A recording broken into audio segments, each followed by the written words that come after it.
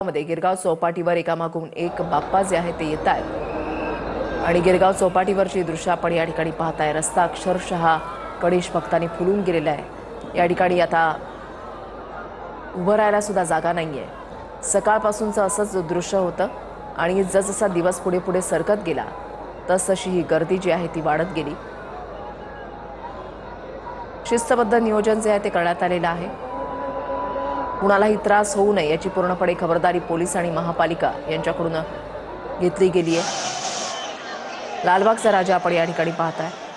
लालबागच्या राजाची विसर्जन मिरवणूक ही सकाळी दुपारी 1:30 वाजता सुरू झाली आणि त्यानंतर लालबागचा राजा हळूहळू पुढे मार्गस्थ होतोय। मुंबईमधल्या सर्व बाप्पांचं विसर्जन झाल्यानंतर लालबागच्या राजाचं विसर्जन होतं। उद्या सकाळी लालबागच्या राजाचं विसर्जन होणार आहे। अजून जवळपास 9 ते 10 तासांचा अवधी आहे। मात्र या विसर्जन मिरवणुकीमधला उत्साह, जल्लोष तसूभर सुद्धा कमी होणारा नसतो। हा आतापर्यंतचा अनुभव राहिलेला आहे। लालबागच्या राजाला मानवंदना म्हणून या ठिकाणी बाप्पाला पुष्पहार अर्पण केले जात आहे।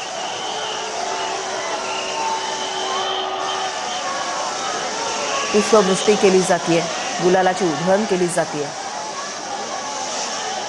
10 दिवस तुझी पूजा अर्चा करत असताना, तुझी सेवा करत असताना काही चूक झाली असेल तर माफ कर। तुझी मनोभावी केलेली सेवा ही गोड मानून घे आणि आज जातोयस, मात्र पुढच्या वर्षी तुला लवकर यायचंय, अशी अटच गणेश भक्तांकडून बाप्पाला घातली जाते। सात बाप्पाला घातली जाते आणि जड अंतःकरणानं बाप्पाला निरोप देण्यासाठी गणेश भक्त आज मुंबईमधल्या रस्त्यांवर एकवटलेले आहेत।